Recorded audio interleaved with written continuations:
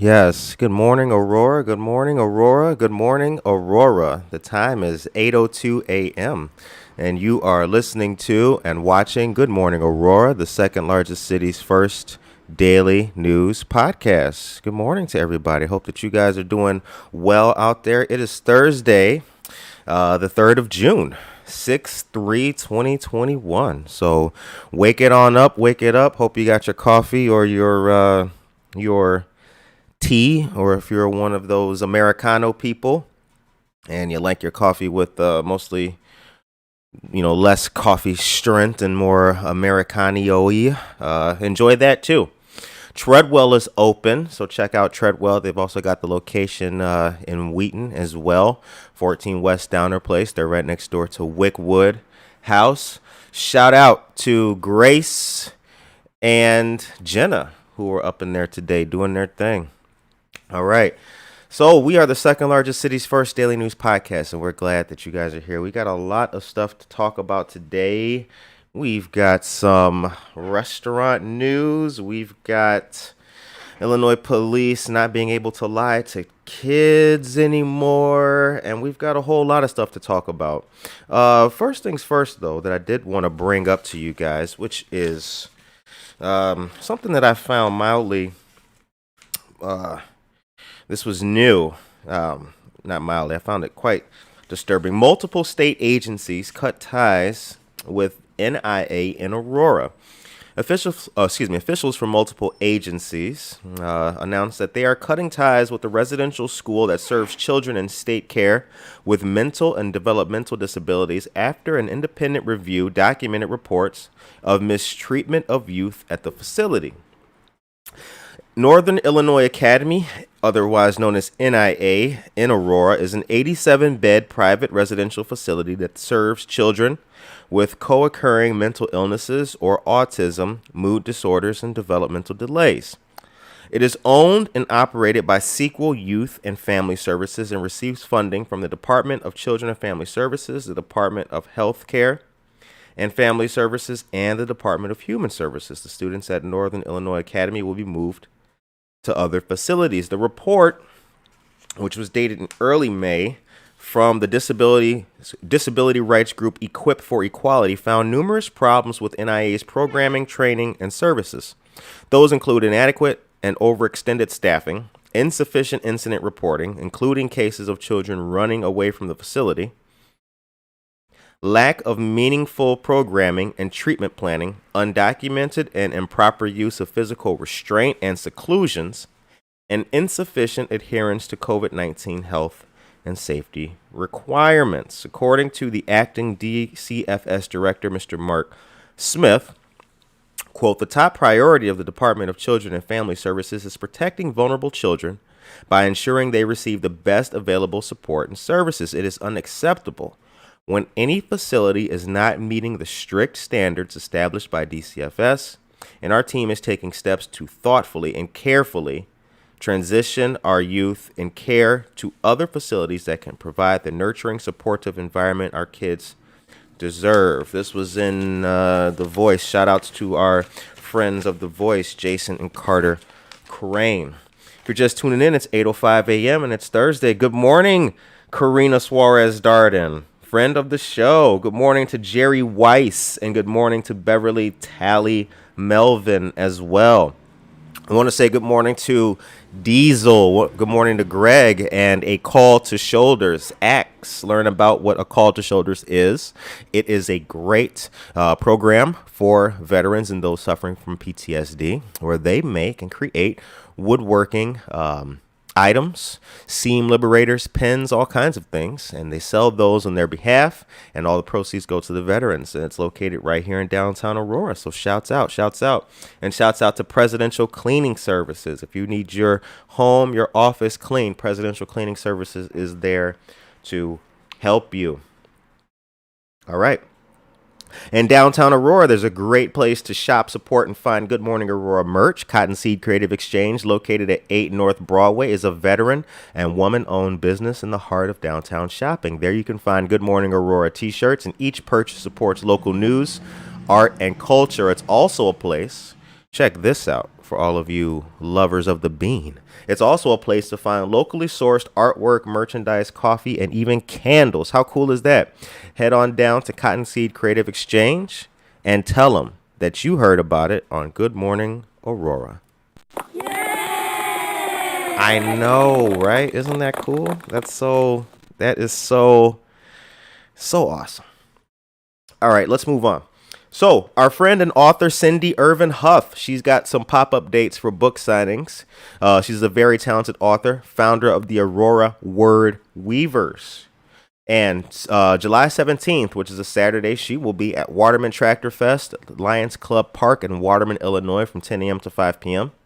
And June 19th, from 10 a.m. to 3 p.m., she will be at the Author Fair, and that's the 19th is a Saturday, so check that out. Also, this weekend, a lot of good stuff is happening this weekend. For those of you who have been hankering, that's not the word of the day, but I'm just going to use that for the moment. For those of you who've been hankering for a good, safe, nice, socially distanced, fun time, well, get ready. The 4th and the 5th, tomorrow and Saturday, Aurora Arts Weekend is happening. There's going to be multiple art shows in downtown Aurora on the 4th and 5th. Aurora Arts Weekend will feature events at both First Fridays tomorrow and Fox River Arts Ramble on the 5th, which is Saturday. Fox River Arts Ramble is a collaborative effort of the Fine Line Creative Arts Center, the St. Charles Arts Council, and Water Street Studios. The event was created in 2018 with the mission of promoting arts and culture in the Fox River Valley. From Gary Brown Art Gallery and Studio, Cottonseed Creative Exchange, and The Perch, all shows are free to attend. Let me say that again. All shows are free to attend, and there will be a lot of them. Shout out to our friends of the Aurora Downtown Group. I'm going to put their website in the chat for you guys so you can check it out. And also the calendar of events is in there as well. Good morning to everybody. It's 8:09 a.m. Good morning, Dora Sanchez Soto. All of our friends are tuning in today. All of our people. Good to see you guys. So good. And over, right? It's just about, isn't it about done? Are they satisfied with the education that they've received? Is it almost done for our teachers? Are you guys going to start living your best life and having some time off to get yourselves back in order? Hope so. Good morning to Aisha Saxon. Good morning. And Josie Mendoza Geller. Good morning. Tomorrow's the last day. That's what Brooke tells us. Tomorrow is the last day for the teachers. Oh, yeah, that's right. That is right for you teachers. Glad. Congratulations. Teachers have done extraordinary work last year and this year. So our shouts go out to our teachers. Whatever school you teach at, shouts out to you and that school. Cowherd, Bardwell, Waldo East, wherever you teach at. Shouts out to you and your school and your district too. Shouts out. Okay, so before we get into the next topic, which I have to tell you guys about, I do want to let you guys know that the Paramount, August 18th is the day. Approximately 14 months after dimming its lights, Aurora's Paramount Theater announced earlier this week that it plans to welcome audiences back for live performances in August with Chicago's first regional production of Kinky Boots. Hey. All right. Now, Mr. Tim Rader, president and CEO of the Paramount Theater, said while Illinois is still under the bridge phase of the state's recovery plan, indoor gatherings still have a lot of restrictions surrounding them. With current guidelines, it is impossible to rehearse, let alone gather to watch a performance. However, over the next month or so, we expect those restrictions to change. With those changes, we anticipate being able to safely bring our actors and company members back together. End quote. New tickets will be reissued to all Paramount subscribers and Kinky Boots single ticket holders by the end of this month. As always, if newly scheduled performances don't work with a patron schedule, they can exchange their tickets to any other Kinky Boots performance. Check that out. Man, they're keeping us laced with the entertainment. I'll tell you guys this is just me personally. What I really want to come back is I can't wait for dollar movie night to come back. That's what I'm looking for. I really would like to go see, check out some of the classics for $1. Man, I saw Scarface for $1. I saw Stripes for $1. Good movies for $1. So lots of good stuff. Okay, so let's move on to our next topic. And this is something that I saw. Now, if you guys are like me and you skim social media every now and then, I don't do it a lot, but every now and then, I put the link in there for the Aurora Downtown schedule for you guys to check out. The time is now 8:12 a.m. If you're like me, you may have noticed a meme that's going around or a picture. It's gotten a lot of steam and attention. Basically, it's a Hardee's drive-through window. And I think the notice or the letter was posted by management. And it said something like, we're not closed, we're open, but we're closed today because our employees don't want to come back or something like that. And then the caption on it said that this is why you shouldn't give people or this is why we shouldn't have given people extended unemployment benefits or something to that nature. Now, I don't know about you, but I would hope that maybe in a year's time, whoever the employees were of whatever restaurant, maybe they got better jobs, right? I mean, who knows? Who knows? Maybe they're in school now. Maybe I don't know. Who knows? Maybe they're not working at Hardee's no more. Maybe they're working for ComEd. Maybe they went on to bigger and better things. But there's a great article, which I'll put in the chat for you guys as well. Back aching work, low pay, no health care. Here's why Chicago restaurant workers aren't coming back.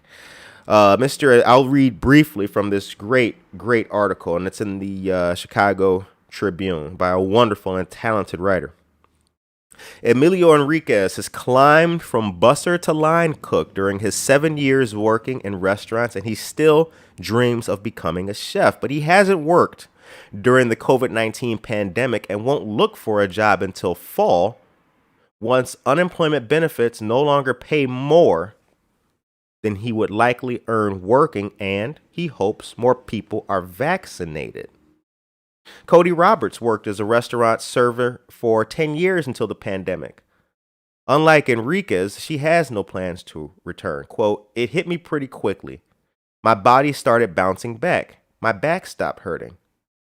My nails started growing because I wasn't dipping them in buckets of bleach and sanitizer all the time. I feel like a person who can move through the world relatively well again." As society inches toward normal and diners fill tables and booths once again, a question has hovered over the restaurant industry. Where are the workers? From white tablecloth destinations to casual neighborhood spots, business owners have decried a labor shortage that has led some restaurants to scale back menus and hours. Some need servers and bartenders, others need dishwashers and cooks. Some need all of the above. A simple narrative has taken root. The workers are staying home to collect unemployment, especially as long as the federal government offers a $300 weekly surplus through Labor Day due to the pandemic. At least 24 states have pulled out of the bonus payments in recent weeks, usually with Republican legislators saying it will force people back into the workforce. But Enriquez and Roberts underscore reality. No single answer explains the restaurant industry's thinning labor force, nor can we predict when or whether it will return. Interesting. Very, very interesting. Now, the reason why I wanted to speak about this, I'm going to put this in the chat for you guys to check out. The reason why I wanted to speak on that is because, as I started saying, I really hope that people are not in the same dire straits they may have been in a year ago. And I think that it's callous to, I don't own a restaurant, right? But if I was a franchisee of McDonald's and my fry guys, I laid them off or they quit or we closed the restaurant down, I would hope in a year later, maybe they're not interested in being fry guys anymore, right? Is that wrong of me to think that? Let me know in the chat, you guys. Tell me what you guys think. Tell me what you guys think about that. Should we expect people to still be in the same spot a year later and come back to what they were doing a year later? Or are we happy that they're doing something new? The time is now 8:17 a.m. Good morning to Norma Peterson. Good morning to you, dear friend. GAMS, that is us, the Great American Morning Show. We're so glad that you guys are here. Don't forget, check out the show on Spotify, iTunes, Apple Podcasts, and YouTube. If you go to our YouTube page, you can see all of our great interviews. And we are doing our very determined best to tell the full story of Aurora. Dora tells us that drive-through workers deserve better. I greatly agree with that. And good morning to you too, Tracy Duran. All right. Let's move on to some more news, guys. Fox Valley Habitat for Humanity, great organization. They're holding a virtual Kahoot trivia family game night fundraiser from 5:30 to 7 p.m. It's going to be this Saturday on Zoom. Excuse me. The public is invited and proceeds will benefit the Crystal Lopez family home at 654 Spruce Street in Aurora. Habitat's 2021 Faith Build by Area Faith Communities. Funds raised will go towards building supplies for the Lopez home, and all proceeds will be matched by Thrivent Financial Services of Oswego. Trivia categories include 80s music and movies. I would win that. U.S. geography, national calendar days, logos, I would win that too. Disney movies, I would definitely win that. Celebrities, Fox Valley Habitat Faith Build, and other habitat categories. Now you have to register for this fun. I'm going to put the link in there for you guys in the chat. And the link will also allow you to play on the day and for raffle tickets as well. Time is now 8:18 a.m. Anna Sierra tells us that she's happy that they are doing something new. I completely agree, Anna. I completely agree. Trust me. If I'm calling back my employees from a year ago and asking them if they want to still flip burgers and work the cash register, and they tell me that they're in school now, or you know what, sir? Hey, man, I got a job at OSHA, or you know what? I work at a water treatment plant now. You know what? I'm in construction right now. Good for you. This clap is for them. Right. So now let's move on to the next topic that I wanted to talk to you guys about. Actually, before we get to that, let me say that I got something else. Hold on now, you guys, because this is breaking news.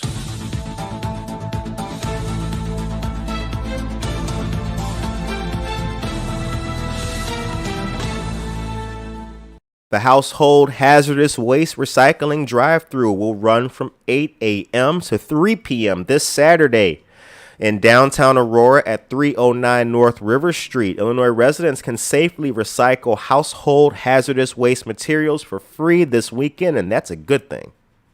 Participants must register for a time slot hosted by the Illinois Environmental Protection Agency, Kane County and DuPage County, in collaboration with the city of Aurora. The no-contact drive-through is free and open to all residents of Aurora and Illinois. There are lots of approved items like acids, drain cleaners, and paint thinners, and unapproved items are propane tanks, fire extinguishers, oxygen tanks, and many, many, many others. Registration is required, and here comes that link. The time is 8:20 a.m. How you guys doing out there today? I hope that you guys are feeling really good. Yesterday, we had a great interview on Buenos Dias, Aurora, and it was with Christina Campos and Cindy Vasquez of Family Focus. And boy, it was a really good interview. I learned a lot. Well, rather, we learned a lot about Family Focus, what they do, their history, and also learned that Christina is a member of the Kiwanis Club. So that's really cool. She's got a history and a background rooted in service, and that is a great thing. So if you guys have not checked it out yet, you can go to our Facebook page, Buenos Dias Aurora. Check it out there and let us know what you guys think about it, man. It was really, really good. One of the great things I like about interviewing folks is that I'm always learning something new, not just about them, but about a lot of our local history, some of our industries here in the city as well. And, more knowledge is always a good thing. Okay, so the topic of the day, and I saw this just last night, actually. Illinois will become, I'm not going to say will, I'll say would become the first state to bar the police from using deceptive tactics when interrogating young people under legislation that passed a General Assembly with near unanimous support from Republicans and Democrats on Sunday of last week. So the bill is headed to the governor's desk for signing, and it does not become a law unless it is signed. The bill is intended to stop the police from lying during interrogations, a technique that is legal. Let's read that part again. The bill is intended to stop the police from lying during interrogations, a technique that is legal, but that the bill's supporters say often leads to false confessions. The legislation gained momentum after what one supporter called a drumbeat of false confessions involving young people in recent years, both in Illinois and nationwide. It would make Illinois the first state to prohibit law enforcement officers from knowingly communicating false facts about evidence, like claiming to have found a young person's fingerprints on a gun, or making unauthorized promises about leniency when interrogating people under 18, and that's according to the Innocence Project. Any confession in which a police officer, quote, knowingly engages in deception, end quote, with the person under 18 would be presumed to be inadmissible in court under the bill. Now, I'm going to put this in the chat for you guys so that you can read it on your own. It is a great, fantastic article. Oh, I have to say, the New York Times is one of my favorite publications. I am a huge New York Times fan, always have been, in addition to the Tribune, the Beacon, and many other news outlets. So please check this out and read it at your leisure. I want to say something, too, as well. Yesterday in downtown Aurora, around, what is that now? Is that Downer? Yeah, that's Downer and what would have been Lake Street. So, Downer and Lake Street, that intersection right there, that's Old Second Bank. Yeah, Old Second Bank's drive-through in their parking lot is right there. Yesterday I saw a guy laying on the ground crying his eyes out. I don't know what the story was behind it. I was headed elsewhere. But I noticed when we were at the light that people were in their cars and they had their cell phones out and they were recording the guy crying on the sidewalk. And I counted 6 people. And I remember thinking to myself, why wouldn't one of these 6 people see what's wrong with the guy? Now, I would have seen what was wrong with the guy, but I was with the client and we were headed back to our office yesterday. So I was in work mode and I did not record the guy because it seemed really callous to do that. Like when people record themselves handing out food to homeless people, that's, just do the good deed as opposed to wanting the recognition. If anybody else saw that, please let me know. And if anybody checked up on that gentleman, please let us know that. There are ways and agencies to help locally. So if there is help to be given, perhaps we can facilitate that happening. The time is 8:25 a.m. Norma Peterson tells us Christina Campos is awesome. She does so much for so many in our community. I concur. She really, really does. All right. So let's move on. Our state representatives, Stephanie Kefawit, Barbara Hernandez, and Keith Wheeler, are partnering with the Kane Senior Council and St. Athanasius Greek Orthodox Church to provide free frozen meals to seniors once a month. Now, it'll be from 11 a.m. to 1 p.m., and it's going to be on prescribed Mondays. So now the next one that's happening or coming up will be June 21st. After that, July 12th, August 16th, and September 13th. And again, it's on Mondays. St. Athanasius Greek Orthodox Church is located at 1855 5th Avenue in Aurora. Shouts out. Shout out. We're not just giving one, we're giving many. Welcome to our new society. Put the phone down and help people. Oh, Dora. Totally. I totally agree. Totally agree. I mean, could you imagine? I don't know if you guys ever seen that meme about if the Titanic's hit an iceberg this year, like recently sunk? People would be on the decks with their cell phones recording their own demise and not doing anything. It's just absolutely crazy. Once again, My Superpowers Foundation has a great new and positive initiative. It's called Notes to My Kid Empowerment Cards. Now, those are a set of 30 cards to uplift our children and make them feel special exclusively on Spots in the Fox. They are empowering notes, and when placed in a book, pocket, or left on a dresser, they will add random happiness to a children's life. Or a children's life. I'm sorry, you guys. A child's life. What the heck is wrong with me? Whoosh. A children's life. A child's life. That's what I meant to say. All right. Now, again, that's Spots on the Fox. Our dear friends with Spots on the Fox. You can find it on their website. Spots on the Fox is a great new initiative for our local shopping, not only in Aurora, but in the Kane County area. Spots on the Fox is the name for our Fox River, and it really highlights all of the shops up and down from here to Batavia, St. Charles, all of our river towns. So shouts out to Spots on the Fox. Now, I want some opinions here. I'd like to know what you guys want to hear about next. You want to hear about some Aurora history that could be coming back to life, or would you like to hear some animal control news? How's that for a little mixture for you? Would you like Aurora history or animal control news? Let me know in the chat and we will get to it. The time is 8:28 a.m. and you are listening to and watching Good Morning Aurora. We are proud to be the second largest city's first daily news podcast.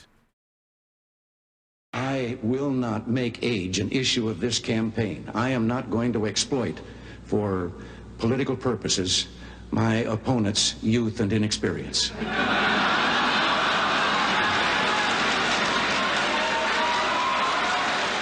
Looks like Animals won. Animals won. Two people like the end. Oh, Victoria Hyla Maldonado. Good morning to you, friend of the show. Talented author. Wonderful person. Hello.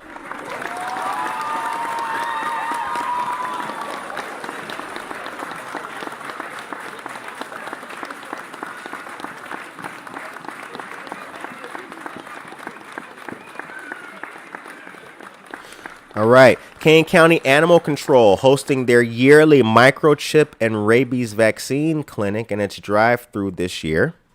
The clinic will be held at 4060 Kesslinger Road in Geneva. 1-year rabies vaccines, microchipping.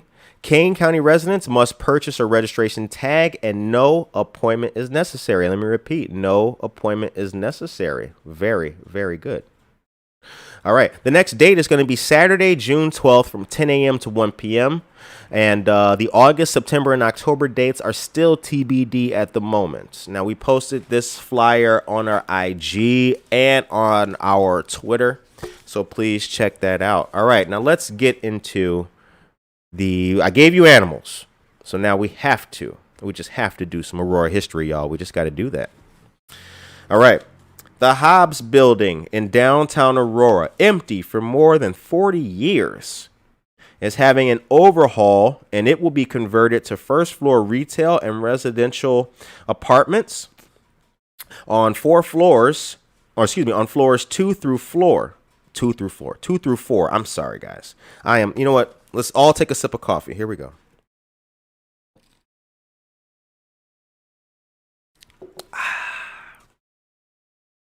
Revival of the building is including its onion dome.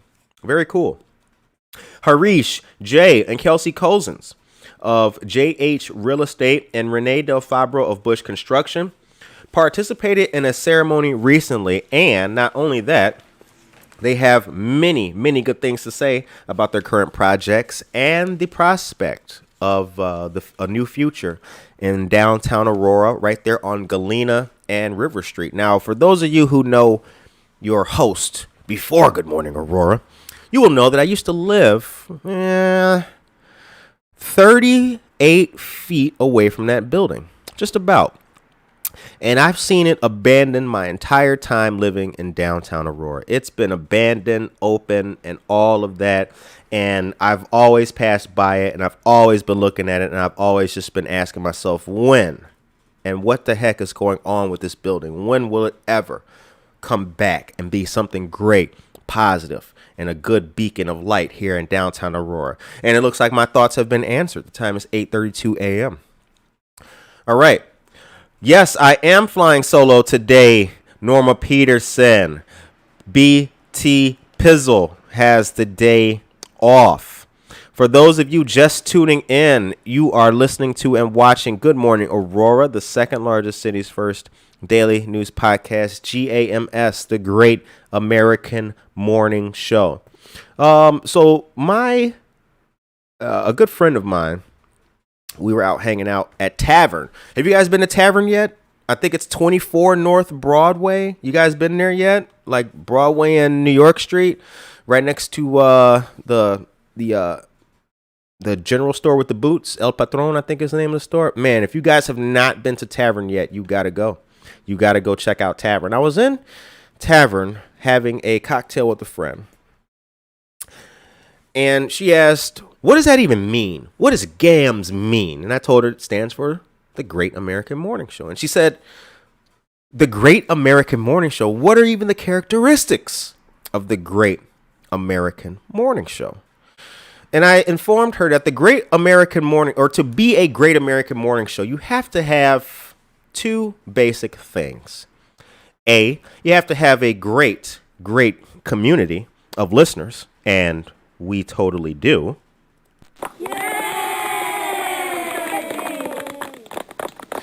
And the other thing you need to have is dedication, which we also totally do. Now, that combination allows us to speak for our people and speak to our people, and also pass along information that comes from our community, and it goes right back out to our community. That's how it works.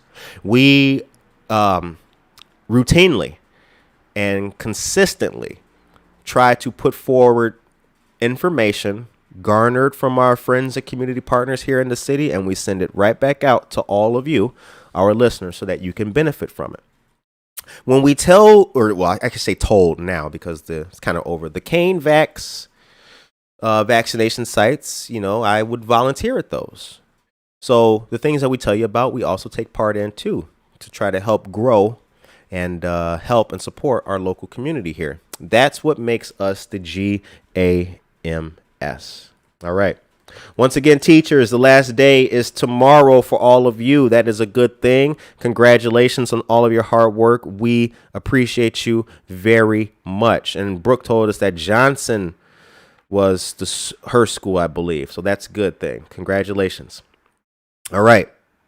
Resources, information, internship opportunities, and support groups for mental health are available and free of charge for those who are in need of help. Our community partners at NAMI KDK are available to help. Now, I'm happy to present the news about NAMI KDK because after hearing about them for such a long time, but then learning a little bit more about what they do, I've been quite impressed. NAMI stands for the National Alliance on Mental Illness. KDK stands for Kane, South, DeKalb, and Kendall counties. They're a great organization with a powerful mission. They have a website, which I will put in the chat for you guys so that you can check it out.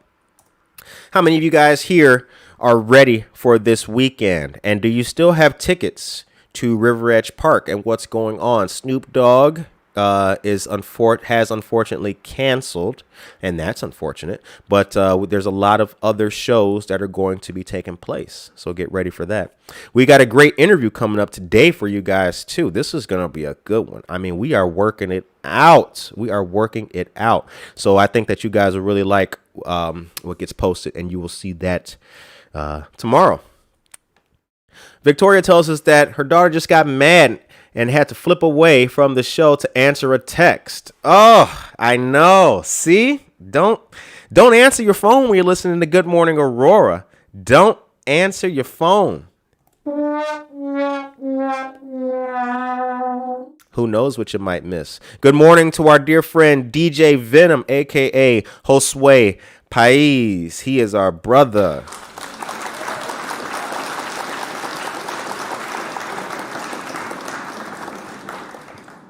Tracy Duran tells us that if you'd like to see what used to be at the Hobbs building back in the 1960s and 1970s, check out the posts on Aurora Then and Now. They have some great photos. Can you put the link in the chat for us, please, Tracy Duran? The time is 8:37 a.m. Aurora Then and Now is an awesome Facebook group, you guys. You can see a lot of great historical pictures and everything that's going on or has gone on in downtown Aurora. And Tracy Duran is a wonderful historian. Thank you for sharing that with us, Tracy. It is much appreciated. All right. Moving on with the news. Our friends of the Kane County Sheriff's Office, they are hosting a one-day forklift driver certification class. OSH currently provides forklift driver and OSHA 10 training at the Kane County Jail. Card certification is good for 3 years. There's a registration fee of $25, which covers lunch. And the deadline for registration is June 21st by noon. Not 1:30 p.m. and not the next day at noon. Oh, man, I was late, but can y'all take my application? No, they will not. So please make sure that your dates and times are accurate. The time is 8:38. Ron Hain. So Ron Hain is our sheriff here in Kane County. I've interviewed Ron Hain before. I've interviewed him twice, actually. He's a really cool guy, and I'm working on a part 3 with Ron Hain. So you guys stay tuned for that, because if and when we get that interview, I think that you guys will be very, very impressed by what you see, because I'm a fan of law enforcement when all of the right things are done. And one of the right things is in the area of reducing recidivism. Recidivism is people going back to jail, getting out, going back, getting out, going back. I don't have the figure in front of me at the moment, but I do know that in regards to assaults on staff and contraband found at Kane County Jail, the number, and this was in February, the number was down 30%.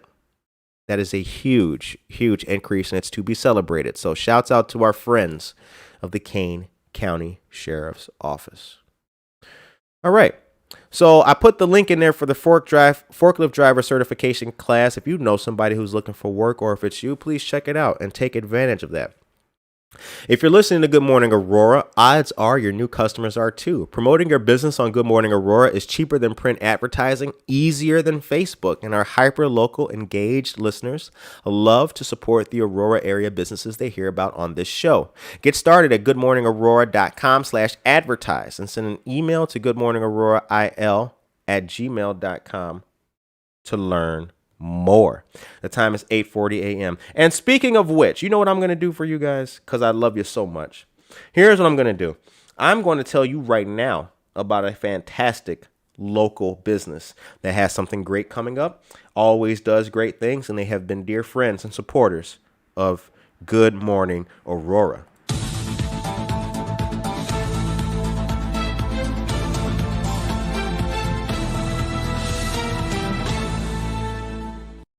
Get ready for this weekend at McCarty Mills. McCarty Mills is located at 140 South River Street. And they are, so I think that's New China Hut. Yeah, you have Society 57, New China Hut, McCarty Mills, and then the opposite end is Jimmy John's. McCarty Mills, check this out. This is coming up. So tomorrow, featured artist of the month pop-up will be Joshua Schultz.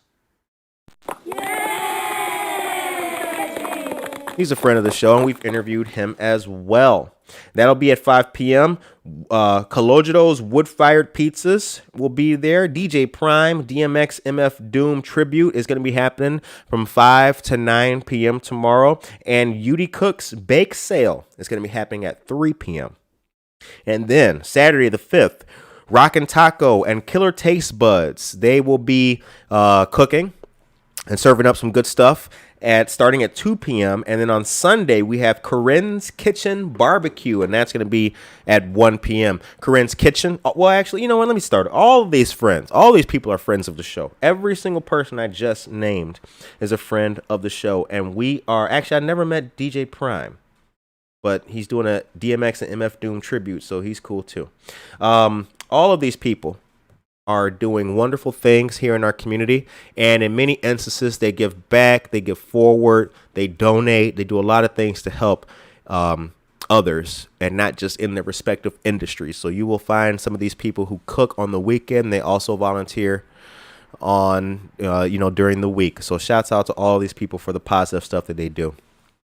Our 1-year anniversary party was also at McCarty Mills, and that was a really good time too. If you guys came out for that, you will remember that we got down like James Brown. It was a lot of fun. A lot of our friends came out on that particular day too, so we appreciate everybody that came out. The time is 8:42 a.m. All right, couple more things to get to before we get out of here. We still got news. Oh my goodness gracious, we got more news than Blue's Clues, you guys. That was kind of corny, actually. Let me do that from us. Our friends of Harry Beast Dog Parlor having an awesome party on July 25th. That's a Sunday this year. Food, cars, and really cool people. A great gathering from noon to 5 p.m. Swing by 215 West Galena Boulevard to help this great business celebrate their 3-year anniversary. They're friends of our show. Great business. We posted the flyer and everything to our Facebook, IG, Twitter, even on LinkedIn, all that stuff. So you guys can check that out. Hope that you guys turn out for this event on the 25th, because your favorite radio host will be there as well. I will be in the house. I'm not going to miss this one. That is for doggone sure. Okay. Now, there are more things that are taking place and developments still going on here in downtown Aurora. I am coming to you live from downtown Aurora. And depending on where you work, I might be able to see you right now.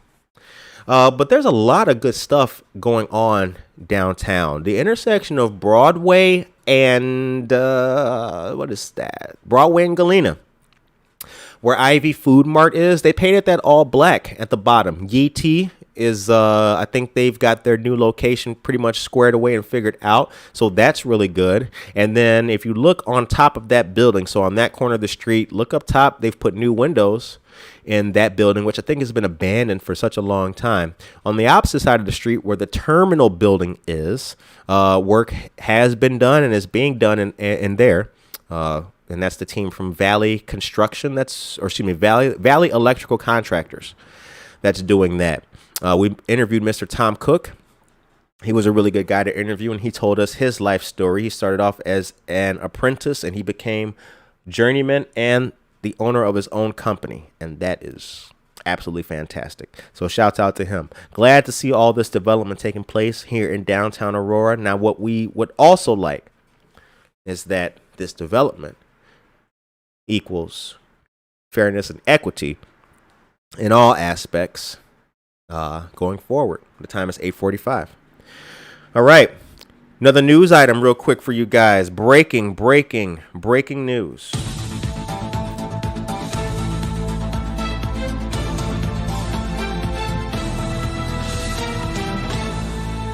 Fox Valley Habitat for Humanity's 5th annual Women's Build. It's going to be going on June 10th through 11th at 1600 West Wilson Street in Batavia. Julie Clark, Habitat Women Build Coordinator, said women age 18 and older are invited to pound nails and perform other construction tasks as individuals or teams. Space is limited to 20 women per day. Women Build brings women together to learn new skills, build strength and stability for a family, and improve the community we share. No experience is necessary, and it's the promise of an experience you will not forget, according to Ms. Clark. The event doubles as a Habitat fundraiser with a goal of $20,000. Volunteers donate $250 per day for building materials and other expenses. For more information, you can contact Julie Clark at 630-206-5034 or email j.clark@foxvalleyhabitat.org. Let me say that again, j.clark@foxvalleyhabitat.org. That's a very, very good news. All right. Now, also, I want to say about Habitat for Humanity. Are you familiar with the Restore that they have? They also have that store. That's over there by the Fox Valley Mall in that parking lot. I can't think of the name of that drive, but it's where Denny's. It's like on that side over there. Check it out. That Restore is a great place. That's an asset to the community. So I hope that you guys check that out and give it some love. Okie dokie. Dora tells us that, like Vicente Fernandez, you got moves. Thank you, Dora. I don't got a dance soundy button or something, but thank you very much. Thank you very much.